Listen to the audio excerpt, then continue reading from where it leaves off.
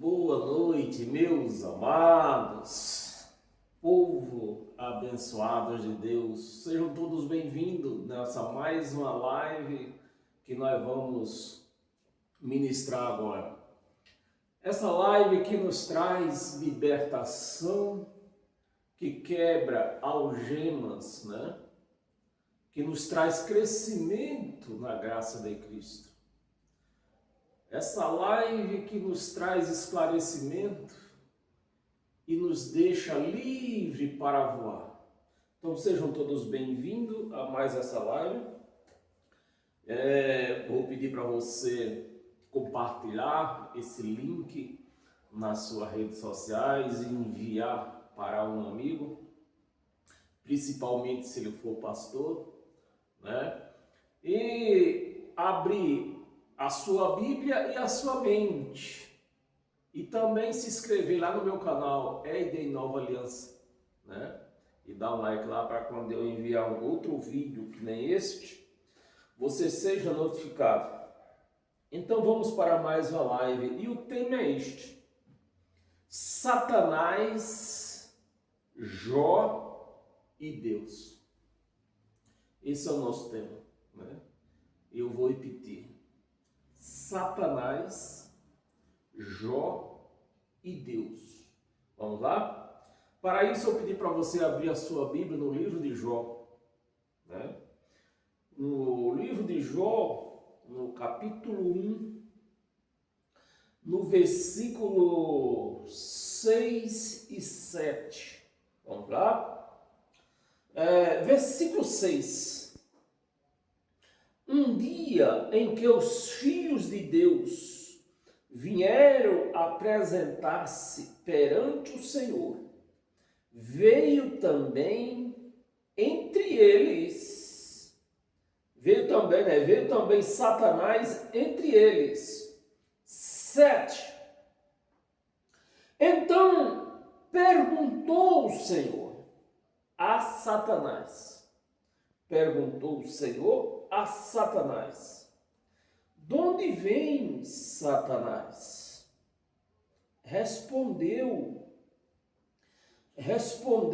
ao Senhor, E disse: vim lá do céu, de uma rebelião que aconteceu no céu. É isso que está escrito? Esse Satanás, ele vinha de onde? Porque na religião, Satanás, ele caiu do céu. Então, Deus perguntou para ele: de onde tu vens? Ele não disse que veio do céu, que caiu do céu. Veio ou caiu do céu? Ele veio de onde? Aqui explica da onde ele veio, Vim de rodear, Disse, de rodear a terra. De rodear a terra e passar por ela.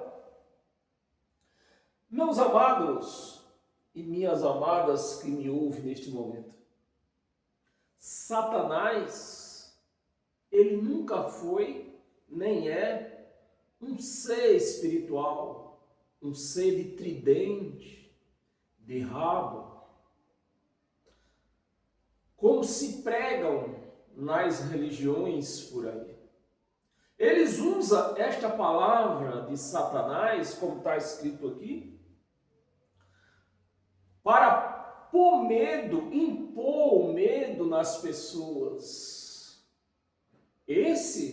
A palavra Satanás, é o chicote que bate nos crentes dentro das religiões, que coloca elas no banco da disciplina. É esta palavra Satanás que algema as pessoas dentro de uma chamada igreja. Mas a palavra Satanás não é um nome próprio. A palavra Satanás é um adjetivo. E nós vamos chegar a esse conhecimento. E um dos conhecimentos nós já vimos aqui, que o Satanás não desceu do céu, ele não disse que caiu do céu, estava na terra e tinha rodeado a terra e chegou ali naquele momento. Ele disse que tinha acabado de rodear a terra, né? Cadê? De rodear a terra, né? Disse, de rodear a terra e passar por ela. Você vê que ele não disse que caiu do céu, que está no inferno, que veio do inferno. Você me compreende? Como é que eles fazem com a palavra dentro de uma chamada igreja para prender as pessoas por medo e também tomarem o dinheiro das pessoas? Eles torcem a palavra. Aqui ele já está assumindo a responsabilidade que não veio do céu. Ele tinha acabado de rodear a terra. E se nós, meus amados, se nós for levar a sério isso aqui, ao pé da letra, no literal, nós vamos ter muitos problemas da agora por diante, né? Porque eu vou pedir para você abrir a sua Bíblia em 1 Coríntios. Abra aí para nós ver a contradição aqui já, né? Que Satanás não é um ser de tridente. 1 Coríntios, no capítulo capítulo 5,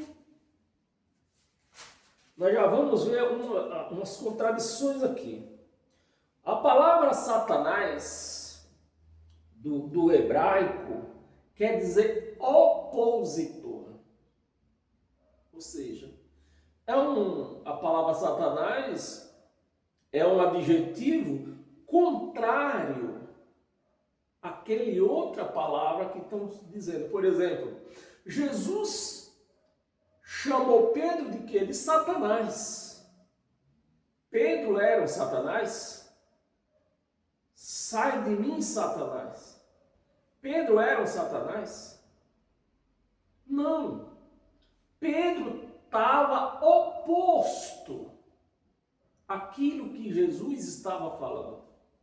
Jesus estava falando para Pedro que era necessário que ele fosse a Jerusalém e lá fosse morto. Pedro não aceitou. Pedro ficou oposto a essas palavras de Jesus, né? Para Pedro não importava, Jesus dizendo para ele, mas Pedro, eu preciso ir. Se eu não for, o Espírito Santo não vem. Eu preciso ir. Se eu não for, vocês não vão ser salvos. Eu preciso ir. Se eu não for, a lei não vai ser cumprida. Mas Pedro ficou oposto àquilo que Jesus estava falando. Então, meus amados, a palavra Satanás é um adjetivo oposto. Oposto. Não é um ser de tridente, né? E nós vamos entender isso aqui. E a palavra diabo no grego, porque a Bíblia tem as pessoas que escreveram a Bíblia, escreveram nessa literatura, hebraico e grego. A maioria grego e a minoria hebraico. Então tem essas duas linguagens na Bíblia. Linguagem esta que tanto Jesus, tanto Pedro compreendia esses adjetivos, porque era o adjetivo que circulava entre os judeus, né? Por exemplo, só para dar exemplo, se nós chegarmos, nós brasileiros, principalmente aqui em São Paulo, ou no Rio de Janeiro, onde faz muito sol, né, tempo de verão, se nós chegarmos falar para um outro, dizer, eita, o asfalto hoje está pegando fogo. Está pegando fogo? O asfalto está pegando fogo? Não está. É um adjetivo, né? É um adjetivo. Eita, que o asfalto hoje está tão quente que dá para fritar ovos no asfalto. Frita ovos no asfalto? Não frita. Então, é uma palavra adjetiva. E Pedro, tanto Pedro como Jesus, entendia muito bem essas linguagens, porque ambos eram judeus. Então, fica fácil você compreender uma linguagem local, quando todos conhecem uma linguagem local. Mas quando não se conhece uma linguagem local e faz isso aqui, aí leva o povo a ficar maluco, ficar doido, vendo Satanás até nas moscas, né? Mas vamos aqui, 1 Coríntios capítulo 5, no versículo do 1 ao 5. Geralmente se ouve que há entre vós, né? Paulo, eu vou explicar, Paulo andava pelaqueles mundos pregando o evangelho, e quando ele voltou, foram falar no ouvido de Paulo que estava acontecendo, digamos que as duas coisas, né? Uma prostituição e um adultério. Por que adultério? A mulher, nessa passagem aqui, usada aqui, ela era casada. E o cara aqui não era casado. Então, se eu sou solteiro, eu não posso cometer o quê? Uma prostituição, um adultério. Né?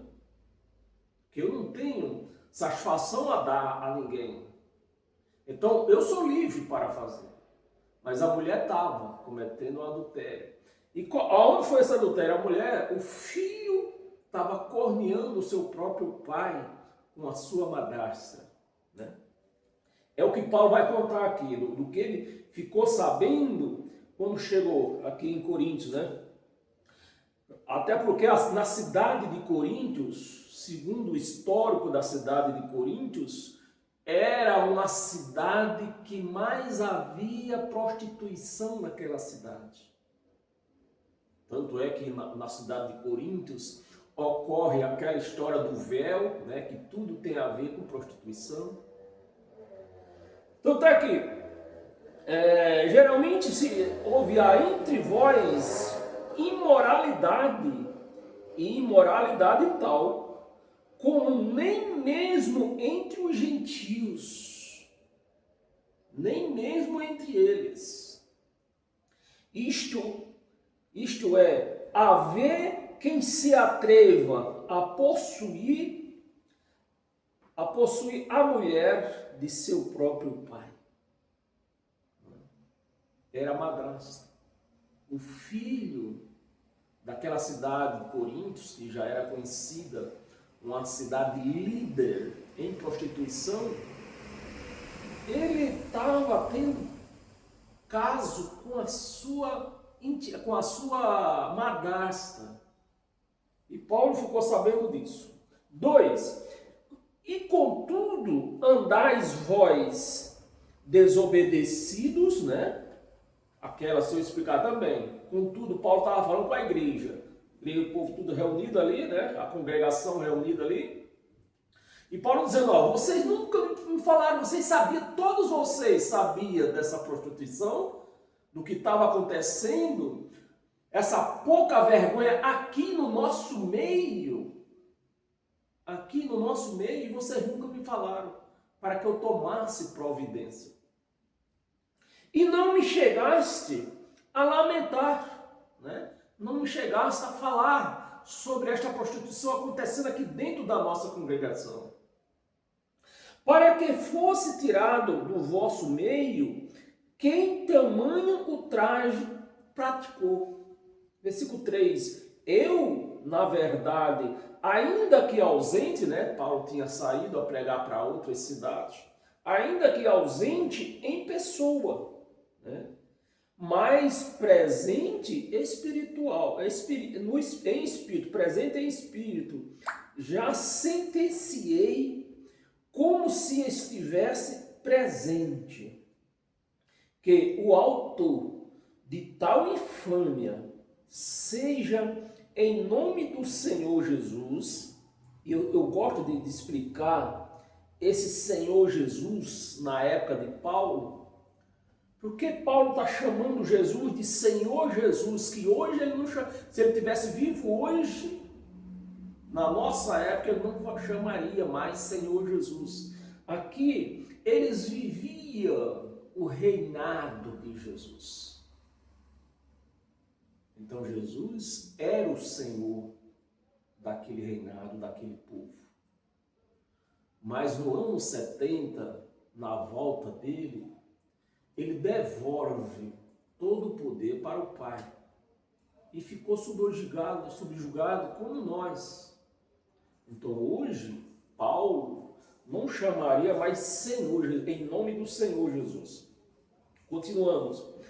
Reunidos vós e o meu espírito com o poder de Jesus, nosso Senhor. 5.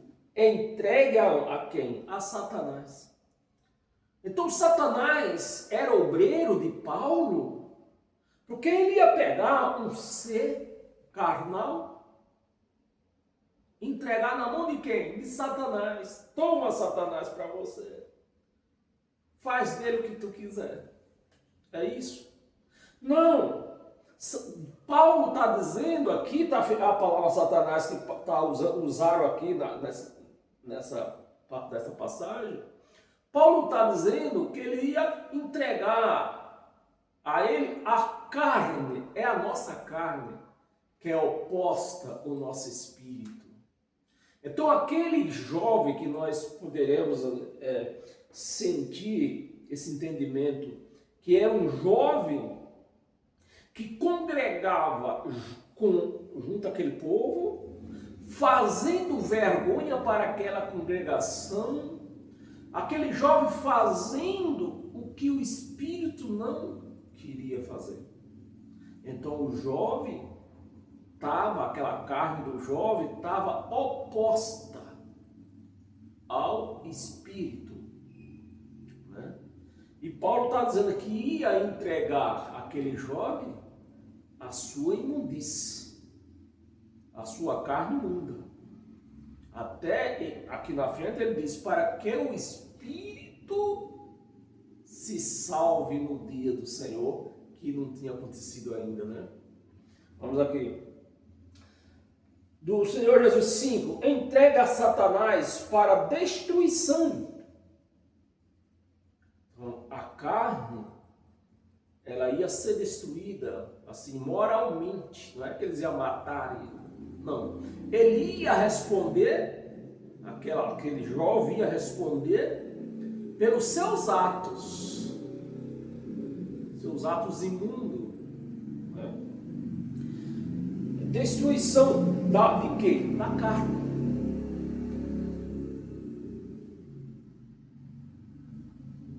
Então Satanás,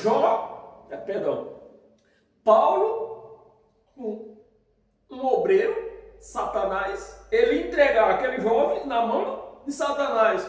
É possível isso?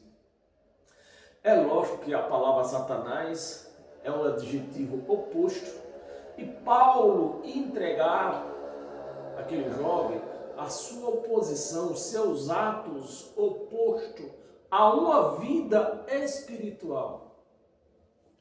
A carne, a fim de que o espírito seja salvo no dia do Senhor. No dia do Senhor Jesus, no dia da volta. O espírito seja salvo. Você está me entendendo que o Satanás aqui era a carne do jovem? Uma carne oposta, praticando obras opostas às obras espirituais?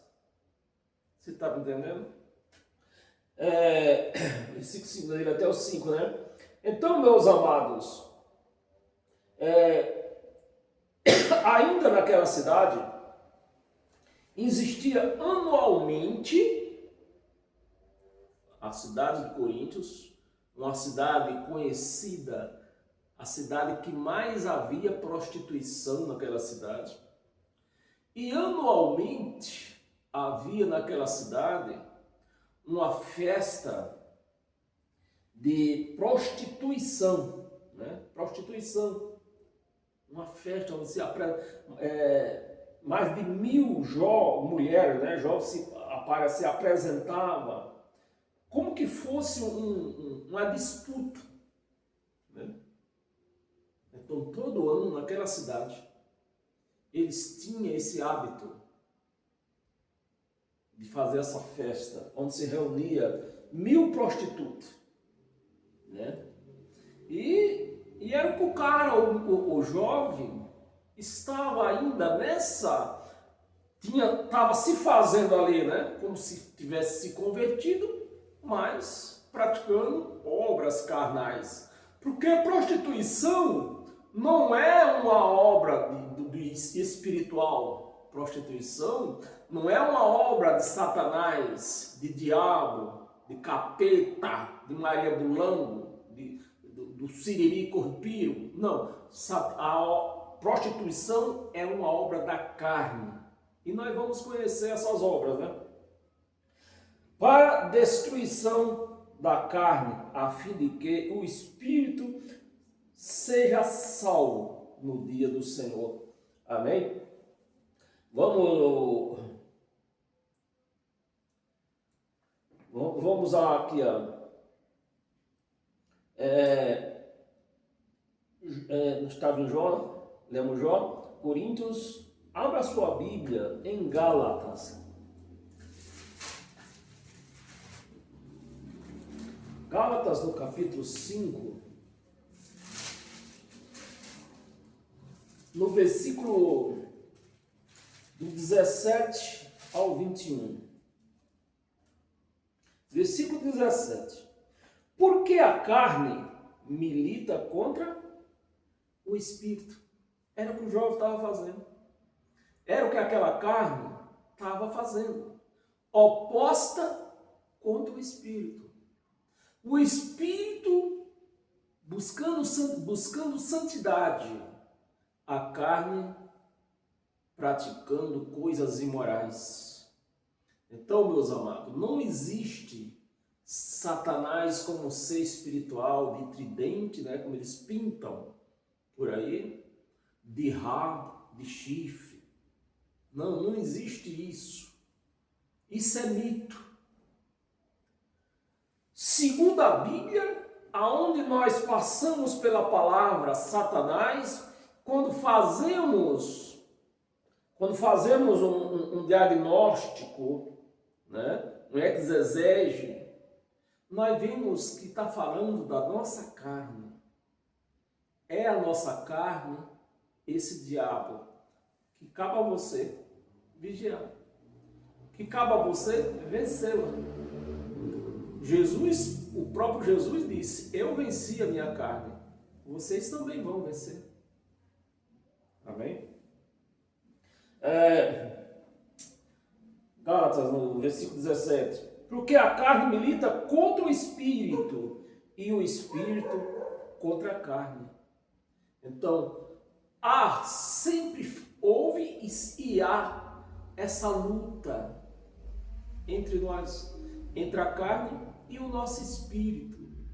O espírito sempre quer santidade. O espírito sempre quer andar nos caminhos do Senhor. Mas a carne, ela procura caminhos diferentes. Porque são opostos entre si. Olha a palavra, oposto. São opostos. Então a palavra Satanás, do hebraico, quer dizer oposto, uma palavra oposta a outra, como eu já expliquei. Pedro estava oposto àquilo que Jesus estava falando, que ia fazer. Oposto entre si, para que não façais o que porventura seja do vosso querer. Versículo 18. Mas se sois guiados pelo Espírito, é o que nós temos que ser, guiado pelo Espírito, não estáis sobre lei, né? Sobre a lei. Está sobre a lei. Ora, 19, ora, as obras da carne, não é obra de Satanás? Aqui está dizendo que não. Aqui são obras da carne, são conhecidas e são. E Paulo vai descrever aqui as obras da carne, que dentro de uma religião é Satanás. Prostituição é obra de Satanás ou é obra da carne? Obra da carne. É você que tem que controlar ela. Impurezas lascivas, obra da carne ou de Satanás? Obras da carne. Idolatria, né? Feitiçaria. Então, quando se fala de feitiçaria dentro de uma religião, é lógico que Satanás está envolvido no meio. Mas não é Satanás. É o quê? Obras da carne. Inimizade, obra da carne. Porfia, né? Ciúmes. Tudo isto dentro de uma religião é obra de Satanás. Mas o Evangelho nos mostra que é obra da nossa carne. E que nós somos o culpado dessas obras. Nós temos que assumir esta culpa e resolvê-la. Ciúme, iras, discordas, dissensões, facções. 21, vamos ler o 21. Vamos ler até o 21. Invejas, bebedice, né, que diz que é Zé Pilintra, um Satanás chamado Zé Pilintra. Não há Zé Pilintra. É obra da carne. Bebedice, glotonorias e coisas semelhantes, né? E Paulo não quis relatar tudo. Coisas semelhantes a estas, a respeito das quais eu vos declaro, é obra de Satanás. É isso? Não é. É obra o quê? Eu vos declaro, como já outra hora vos preveni, que não herdarão o reino de Deus. Então, quem pratica essas obras, não é que ele vai deixar de ir para o céu nem nada, é que ele não é mesmo um filho de Deus. Mas também não vai para o inferno, porque o inferno não existe. Como fogo, um inferno quente como fogo, também não existe. O inferno existe como o quê? Como cova. Então, o inferno é cova. Então, quem pratica essas obras, vão para a cova. Não herdarão o reino de Deus, não herdarão as bênçãos, o livramento. Né? Então, quem pratica essas coisas, logo está na cara que não é um filho, que filho não pratica essas coisas, né? E não herda as promessas de livramento, né? Não herda. Não tem uma vida feliz, sadia. Por isso você vê, o que mais se vê por aí é crente doente, até mesmo com doenças perturbadoras, doença psiquiátrica. É assim que fala, perdão se a palavra não é assim. Doença psíquica, eu acho que é mais certa essa, né? A palavra mais certa. Doenças psíquicas é o que mais você vê, é no meio dos religiosos.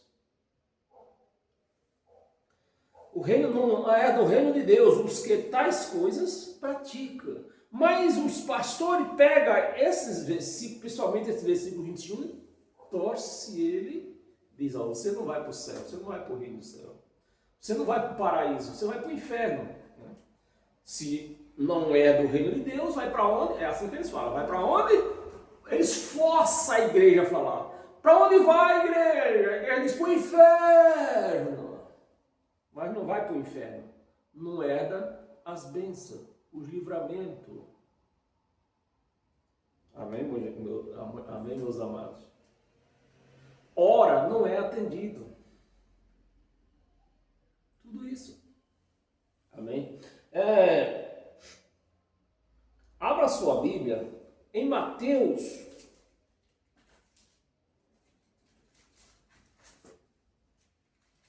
Mateus, no capítulo 16, vai nos explicar melhor isso aqui.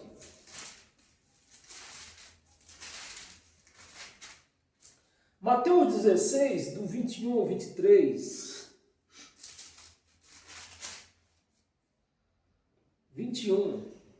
Disse, desde esse tempo, começou Jesus Cristo a mostrar a seus discípulos que lhe era necessário. Passagem de Pedro, lembra? Eu expliquei a passagem de Pedro, o exemplo de Pedro. Então, se nós aceitássemos Satanás de Jó, vamos ter que aceitar esse de Pedro. Se nós aceitar o Satanás de Paulo, vamos ter que aceitar esse de Pedro. E diz, desde esse tempo começou Jesus a mostrar aos seus discípulos que lhe era necessário seguir para Jerusalém e sofrer muitas coisas dos anciões e dos principais sacerdotes e dos escribas, ser morto e ressuscitado no terceiro dia. 22. Lá vem Pedro. Lá vem o Satanás. Pedro ficou oposto a esse versículo 21. Pedro ficou oposto ao versículo 21 das palavras de Jesus. E logo ele respondeu. Pedro, chamando-o à parte, vem cá, Jesus, vem cá. Deixa eu ter uma conversinha contigo. Tu não vai não. Ele não vai! Vai não! Você não vai não para Jesus. Nós não vamos deixar. Vamos continuar. Pedro, chamando à parte, começou a reprová-lo. Olha, Pedro reprovando Jesus. Está aqui o Satanás. Está aqui. Pedro estava oposto a Jesus. A reprová-lo dizendo, tem compaixão de ti, Senhor. Isso de modo algum te acontecerá. 23. Mas Jesus, voltando-se, disse o quê? Disse a quem? A Pedro ou a Satanás? Disse a Pedro. É isso mesmo que está escrito na sua Bíblia? Disse a Pedro ou disse Satanás? Disse a Pedro. Mais um para os pastores, ó. Disse a Pedro, arreda-te, Satanás. Arreda a oposição. Arreda. Você está oposto a mim. Arreda de mim, sai para lá. Vai ver se eu estou lá na esquina. Arreda, Satanás. Tu és para mim pedra de tropeço. Com esses sentimentos de Pedro, a lei não ia se cumprir. Né? Faltava, tinha que acontecer o sacrifício. Com esse entendimento de Pedro, eles não iam ser salvos. Jesus ia falhar na sua missão. Você está me entendendo, meus amados? Há algum Satanás aqui? Não há. Quem era o Satanás dessa história aqui? Era Pedro, era a oposição, a palavra oposta de Pedro contra Jesus de Nazaré. Tu és para mim pedra de tropeço, porque cogitas das coisas, não cogitas das coisas de Deus. O que é que Jesus está falando para Pedro? Pedro, você não está cogitando daquilo que Deus me impôs para fazer, do que eu vim fazer nessa terra. Você não está colaborando, Pedro. Você não está colaborando das coisas de Deus, e sim das dos homens. Tem Satanás aqui? Não tem.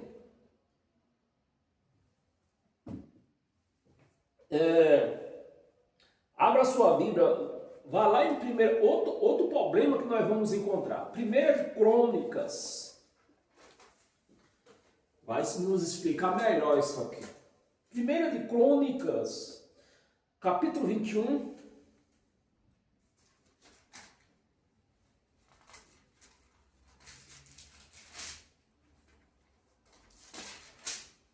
Versículo versículo do 2 ao 4. Versículo 2: Disse Davi a Joabe, filho de Esaú, né?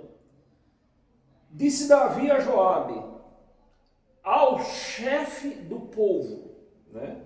Davi falou a Joabe: ide, levanta o censo, trazei-me a apuração para que eu saiba o seu número. Me parece que esse negócio de censo naquela época, lá em Israel, parece que não era muito bem vista, com os olhos bons, né? Versículo 3: Então disse Joabe: multiplique o Senhor, teu Deus, falando com Davi, o Senhor teu Deus, a este povo 100 vezes mais, porventura, ó rei, meu Senhor, eu posso traduzir, porventura, Davi, meu Senhor, não são todos servos de meu Senhor? Não são todos servos teu, Davi?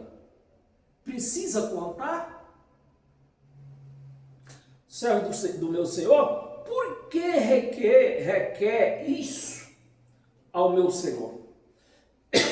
Por que trazer assim culpa sobre Israel? Está me entendendo? Me parece que essa história de censo não era bem vista naquela época entre eles. Culpa Israel. Porém, a palavra do rei prevaleceu. Davi disse: eu estou mandando, você vai contar o povo. Eu quero saber quantos homens eu tenho, quantas mulheres, quantas crianças. Você vai. Eu estou mandando, é uma ordem. Né? Prevaleceu contra Joabe. Pelo que saiu Joabe e percorreu todo Israel. Então voltou para Jerusalém. 5. Nós vamos ler até o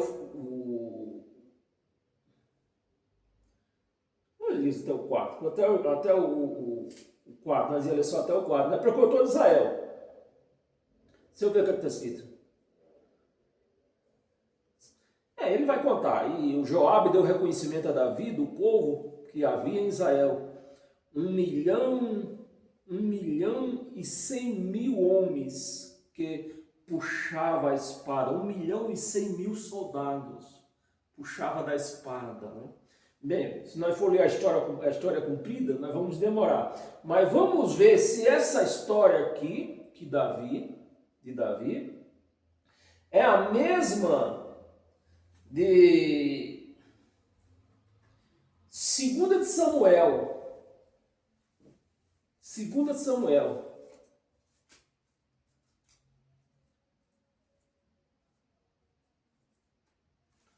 Capítulo 24.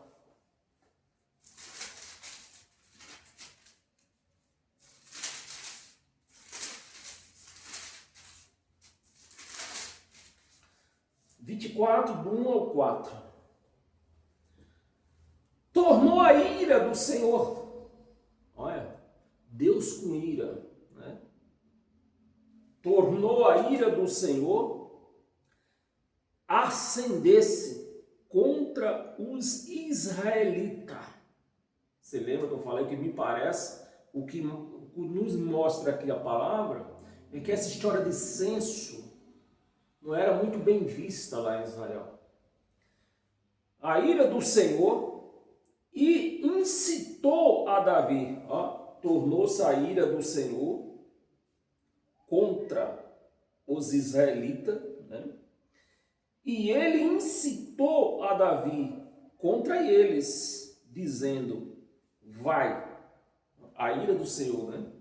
Deus parece que não era bem aceito esse negócio de censo lá em Israel, mas como Deus era com Davi, foi Deus que incitou Davi a mandar fazer o censo. Vai, levanta o censo de Israel, né? A ira, preste atenção, a ira do Senhor. Porque porque depois você vai ler como Satanás. A ira do Senhor, dizendo, vai e levanta o censo de Israel e de Judá. 2. Disse, pois, o rei a Joabe, comandante do seu exército, percorre todas as tribos de Israel e de Dan até Béciba, e levanta o censo do povo, para que eu saiba o seu número. 3. Então disse Joabe ao rei, ora, multiplique o Senhor teu Deus a este povo 100 vezes mais, e o rei, meu senhor, veja, mas por que tem prazer nisto, ó rei, meu senhor? Versículo 4. Porém, a palavra do rei prevaleceu contra Joabe e contra o chefe do exército. Saiu, pois, Joabe com os chefes do exército da presença do rei a levantar o censo do povo de Israel. Vamos ler o 5? Se eu ver o que está no 5. Aí saíram, a história também é cumprida, né? Você pode ler na sua casa. Aí saíram a contar o povo, por toda aquela cidade. Mas abra lá, nós estamos aqui em 2 Samuel, né?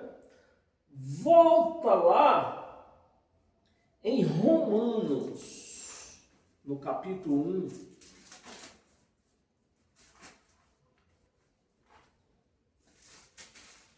1. Romanos, no capítulo 1, que diz o seguinte. Romanos, capítulo 1, versículo 16 e 17. Tá certo? Tá certo eu? Primeira de Crônica. Na primeira de Crônica foi segunda de Crônica, agora eu me enganei aqui, hein?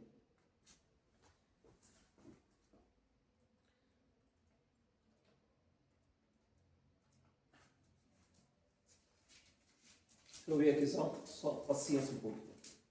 Primeira de Crônicas, no capítulo 21. Esse foi escolhido. Primeiro foi segunda de Crônica.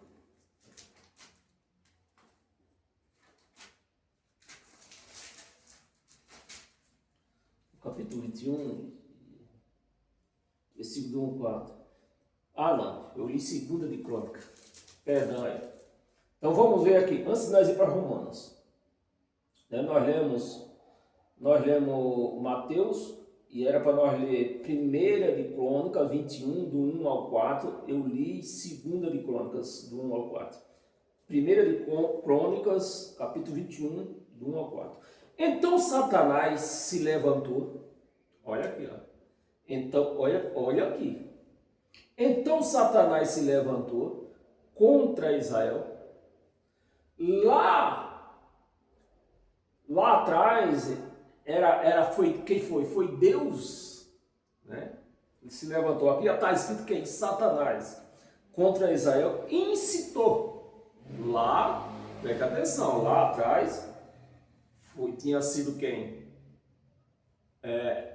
A ira do Senhor se levantou contra o povo de Israel. E agora aqui quem é? Satanás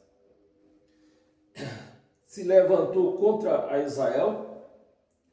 Você percebe, meus amados, que essa palavra Satanás é um adjetivo? Então Satanás se levantou contra Israel, né? Incitou a Davi a levantar censo de Israel. 2. E disse Davi a Joabe, aos chefes do povo, e de levantai de Israel desde Béssera até Dan, e trazer-me a apuração para que eu saiba o seu número. E aí vem o versículo 3, diz aí, então disse-lhe Joabe a multiplique o Senhor teu Deus a este povo 100 vezes mais. Você vê que é a mesma passagem, só que na outra passagem está como ira do Senhor, aqui está como Satanás. É isso que deixa os pastores tudo lelé da cuca. Agora vamos lá em Romanos. O que é que diz Romanos, no capítulo 1, versículo 16 e 17? Versículo 16. Pois não me envergonho. Romanos, é isso mesmo. Capítulo 1, versículo 16 e 17. Não me envergonho do Evangelho, porque é o poder de Deus para a salvação. Então, quem não prega o Evangelho não é salvo dessa loucura, que uma hora é Satanás, outra hora é Davi, outra hora é o Senhor. Para a salvação de todo aquele que crê, primeiro do judeu, também do grego. 17. Visto que a justiça de Deus se revela no Evangelho. Então, quem não vive o Evangelho, a justiça de Deus não se revela. Aí uma hora é Satanás, outra hora é diabo, outra hora é o Senhor. Vive nessa briga aí. De fé em fé, como está escrito, o justo viverá por fé. Aí vamos ver outra passagem, né? Nós temos que mostrar várias passagens para que possa prevalecer. Né? Não é que nem os pastores lêem um versículo só perdido na Bíblia e faz a igreja acreditar em diabo, em Satanás, em curupira. Né? Jó no capítulo 1.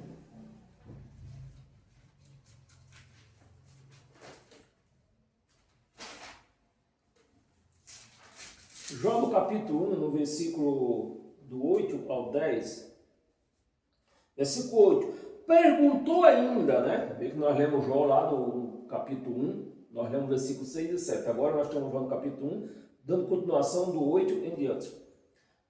Perguntou ainda o Senhor a Satanás: observaste meu servo, Jó? Porque ninguém há na terra semelhante a ele, homem íntegro, reto, temente a Deus, e que se desvia do mal. Então respondeu Satanás, respondeu aquele homem que estava com ele, respondeu Satanás ao Senhor: porventura Jó debalde teme a Deus? Né? Teme a Deus? 10. Acaso não cercaste tu de sebe a ele? Ou seja, não cercaste tu de promessas, de bens a Jó? Qual é o Satanás que está aparecendo aqui? O da inveja, que nós lemos lá em 1 de Coríntios, que é obra da carne.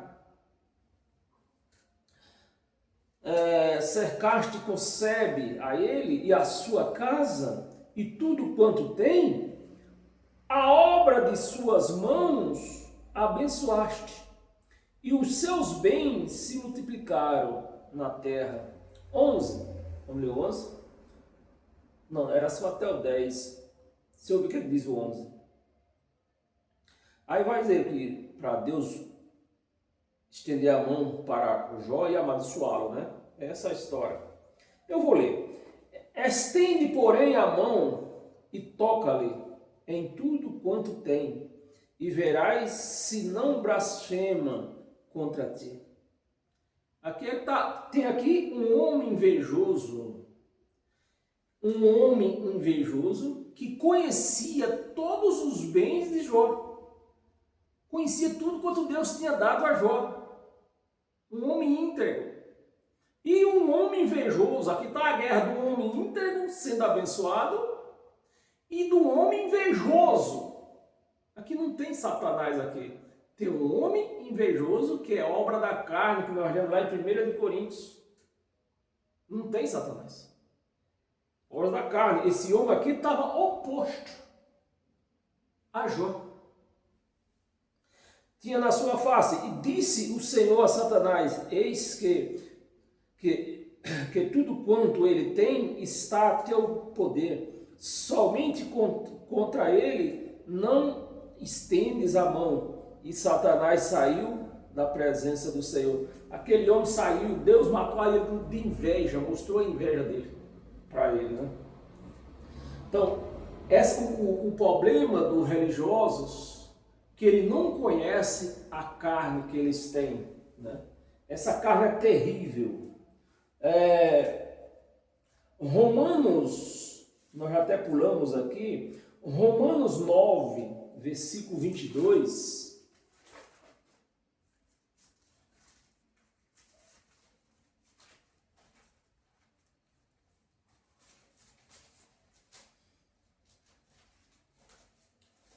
Romanos 9, versículo 22. Que diremos, pois, se Deus, querendo mostrar a sua ira, então Deus tem ira, e dá a conhecer o seu poder, suportou com muita longanimidade os vasos de ira. Então aquele homem que estava com Jó era um vaso de ira, um invejoso, preparados para a perdição. Está aí, né? Como é que nós estamos de hora? Eu vou pedir para você lá, marca aí, lê na sua casa, uma passagem em Salmo 55, 12, 13 e 14. Mas abra a sua Bíblia agora em 2 Timóteo.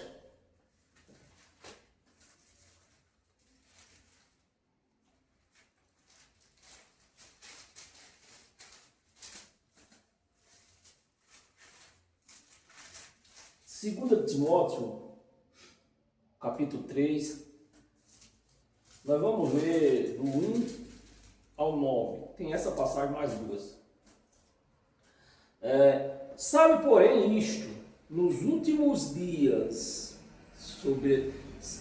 sobrevirão tempos difíceis, pois os homens serão egoístas. Era aquele Satanás que estava lá com Jó. Um homem egoísta, que não aceitava o que Deus tinha dado para Jó. Ele não aceitava. Egoísta, né? Egoísta, avarentos. Tudo isso aqui estava naquele homem lá de Jó. Avarento, jacticioso, né? Arrogante, blasfemador, desobediente. Todos esses aqui estavam naquela carne daquele homem lá. Blasfemadores aos pais, ingratos, irreverentes. 3. Vamos até o 9. 3. Desafeiçoado, implacável, caluniadores, sem domínio de si, cruéis, inimigos do bem, né? Tudo está cabendo naquele homem. Inimigos do bem, traidores, né? Estava traindo, querendo trair Jó, pedindo que Deus castigasse ele. Querendo não, pediu, né? E Deus atendeu o pedido dele, só para provar que Jó não ia blasfemar dele. Traidores, atrevidos, enfatuados, mais inimigo dos prazeres do que inimigo de Deus. 5. Tendo forma de piedade, negando-lhe, entretanto, o poder, foge também deste. Aqui não está falando foge de Satanás, não, foge desses homens aí, ó. 6. Pois entre estes se encontram os que penetram sorrateiramente nas casas e conseguem cativar mulherinhas. Por que cativar mulherinhas? Porque naquela época de Paulo aqui, o evangelho era proibido, não? Então ele se reunia dentro das casas. Mulherinhas sobrecarregadas de pecado, conduzidas de várias paixões. 7. Que aprende sempre e jamais pode chegar ao conhecimento da verdade. Jamais pode chegar ao conhecimento da verdade. Quem não conhece o evangelho não conhece a verdade. 8. O modo por que Jambres e Jambres, né, resistiram a quem? A Moisés. Também este resiste à verdade, resiste o evangelho. Eu vou traduzir. Resiste o evangelho. São homens de todo corrompidos. Aonde? Na mente. Na mente. Repróbrio quanto à fé. 9. Eles, todavia, não irão avante, porque a sua insensatez será todos evidente, como também aconteceu com aqueles Janes e Jambres. Amém, meus amados? Então, meus amados, é o Evangelho que nos liberta, que nos mostra que não existe Satanás. A palavra Satanás é um adjetivo. Eu não abri Salmo 55, mas eu vou abrir esse Salmo 18.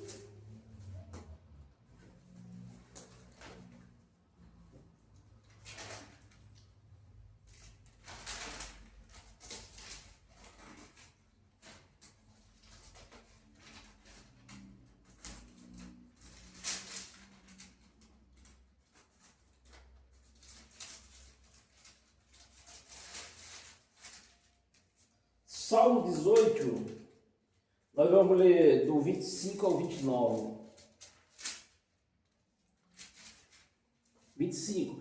Para com o benigno te mostrarás, com o íntegro, também íntegro, com o puro te mostrarás, com o perverso, inflexível. Porque tu salvas, né? Porque tu salvas o povo humilde, mas os olhos ativos tu os abate. Porque fazes resplandecer a minha lâmpada, o Senhor meu Deus derrama luz nas minhas trevas. 29. Vamos ler até o 29, né? Pois contigo desbarato exército, com o meu Deus salto muralha.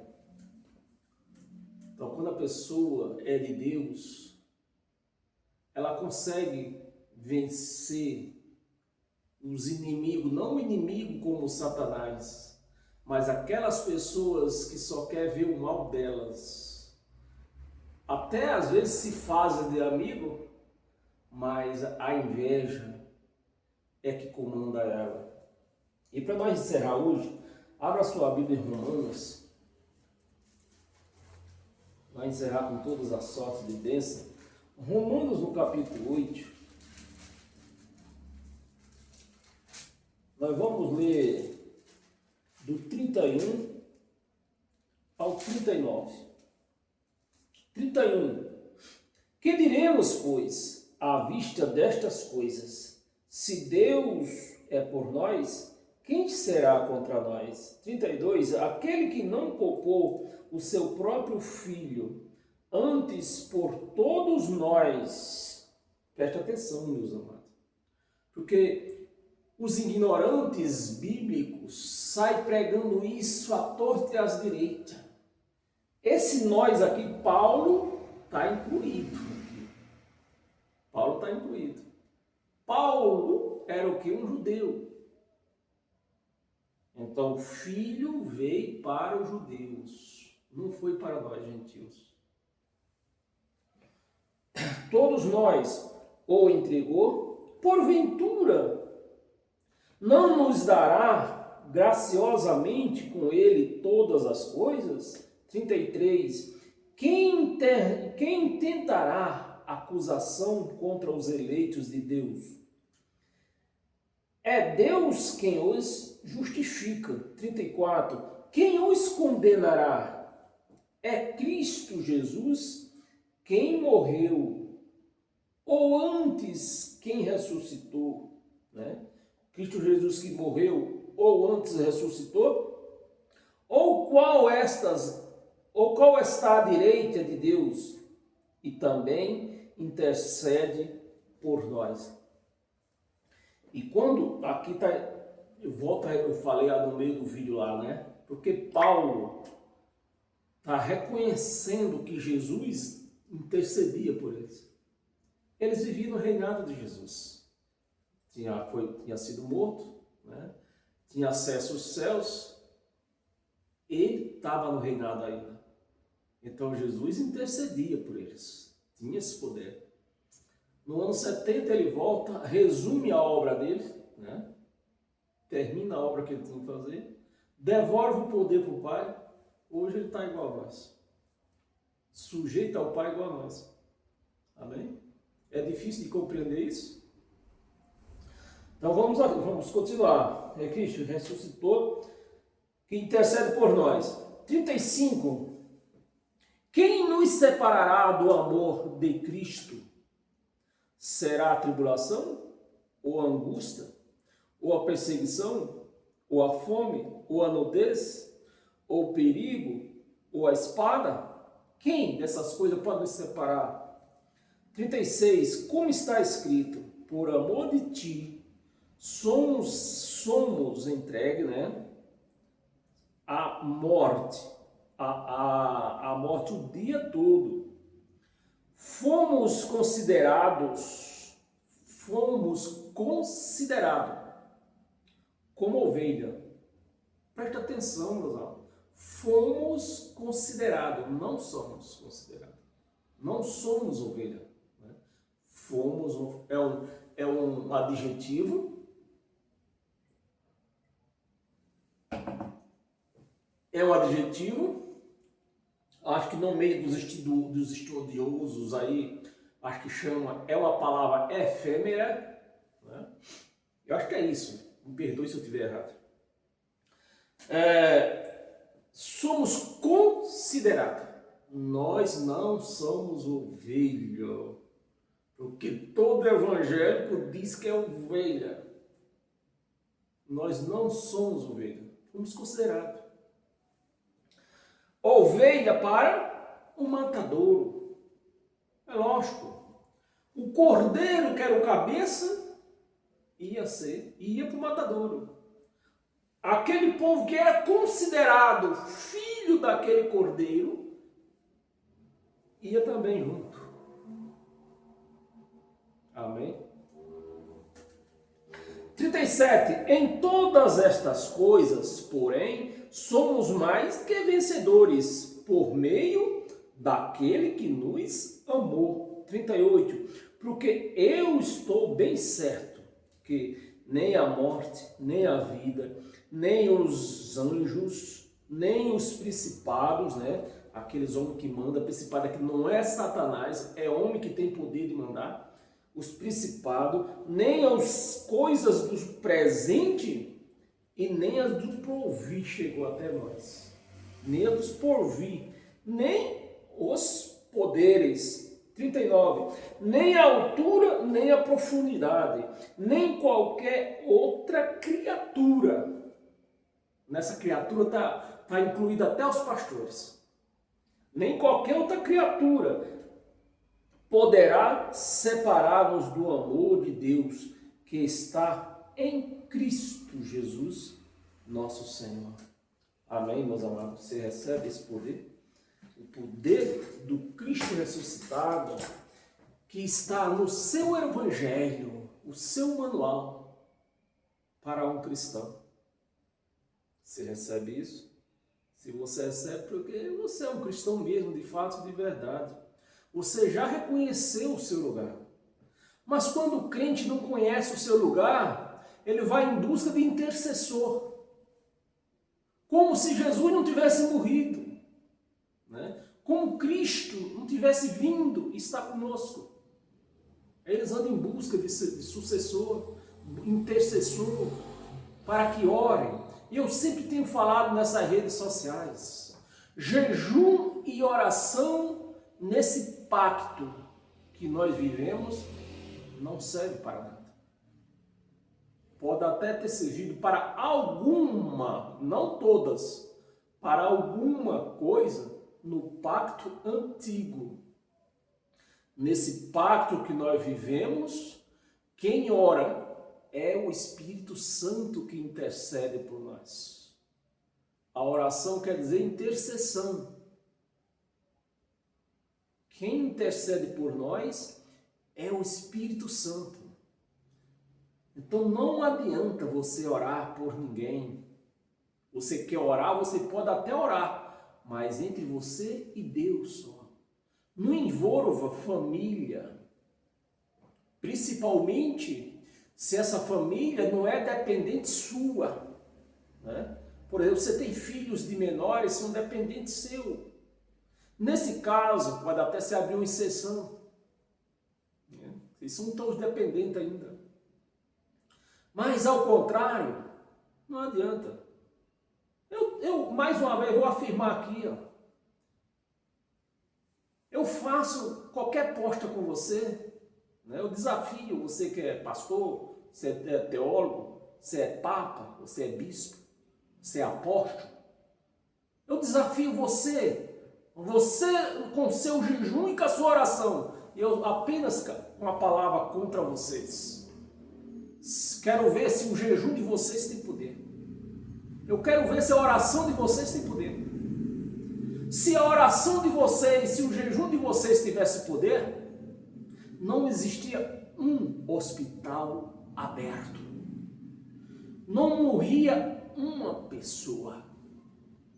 Mas como não serve para nada, o hospital está assim, doente, precisando de oração, vocês nem vão lá sequer, porque vocês, seus canalha, vocês sabem que a oração de vocês não serve para nada. Vocês sabem que isso é um engano. O jejum de vocês sabem que não serve para nada. Isso é um engano, para enganar a igreja. Amém? Pois está aí o desafio. Venha com o seu jejum, faça 40 dias de jejum, né? E venha para nós fazer um teste. Nós vamos no primeiro hospital. E o primeiro acamado lá vai ter que se levantar. E você não vai escolher não, é eu que vou escolher. A pessoa que você vai levantar lá da cama, com seu jejum e com as suas orações. Vocês são enganadores. Paz eterna a todos vocês. Que o Espírito da graça venha libertar todos aqueles que têm dado ouvido ao Evangelho de Cristo, para que eles vivam em liberdade e venha sarar da sua mente, da sua consciência. Quarta-feira estamos aqui de volta, contando história, porque a história e a Bíblia andam juntas, uma e outra.